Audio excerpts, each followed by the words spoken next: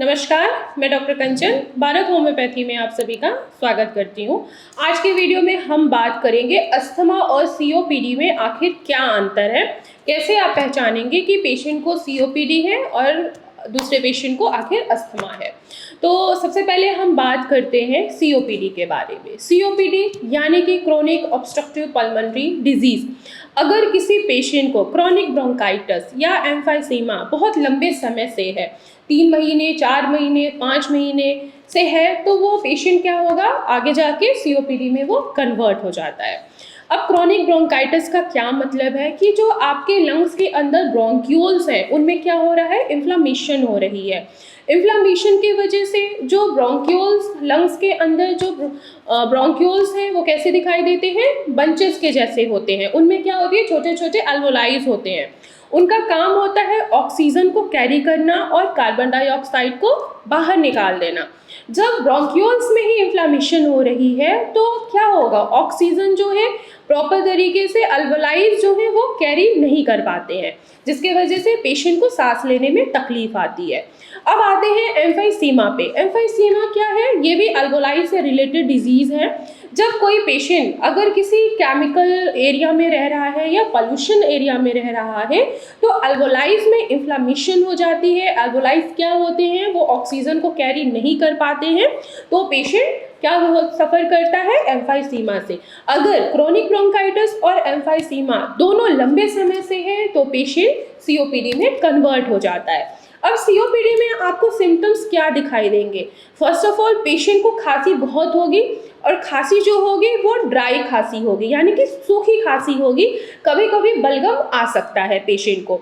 सांस लेने में बहुत तकलीफ होती है, खींच खींच के सांस लेगा, यानी कि अगर वो सीढ़ियाँ भी चढ़ रहा है, थोड़ा सा भी वॉक कर रहा है तो उसको सांस लेने में बहुत ज़्यादा तकलीफ होगी।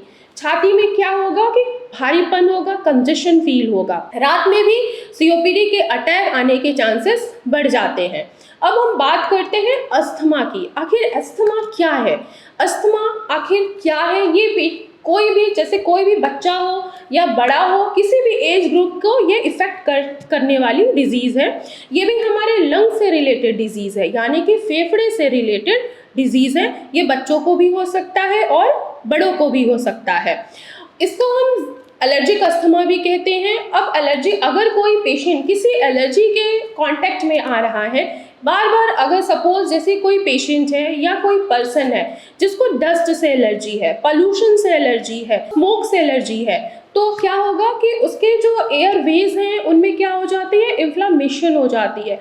इन्फ्लामेशन की वजह से एयर वेज में स्वेलिंग होती है और वहाँ पे म्यूकस का प्रोडक्शन इंक्रीज हो जाता है। क्यों? क्योंकि हमारे गले के पास एक थिन लेयर की म्यूकस होती है। जब भी हमें कोई प्रॉब्लम होती है, जैसे सपोज जुकाम हो रहा है या खांसी आ रही है, तो सबसे पहले हमारा गला खराब होता है। गला जब भी खराब होता है तो लेयर होती है, एक थिन लेयर होती है।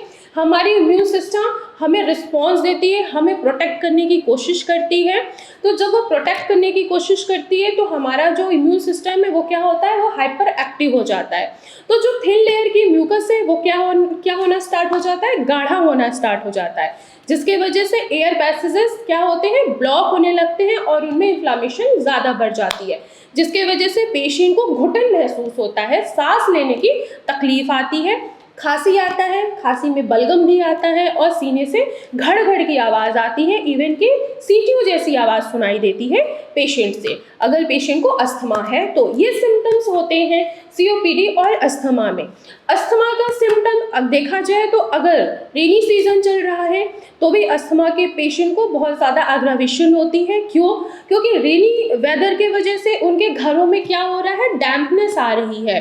डैम्पनेस की वजह से पेशेंट को घुटन महसूस होती है सांस लेने में और उनको घबराहट महसूस होती है, बेचैनी महसूस होती है और खांसी इतनी ज़्यादा बढ़ जाती है, जब तक वो वॉमिट नहीं कर देते हैं, बलगम बाहर नहीं आ जाता है, पेशेंट को आराम नहीं आता है।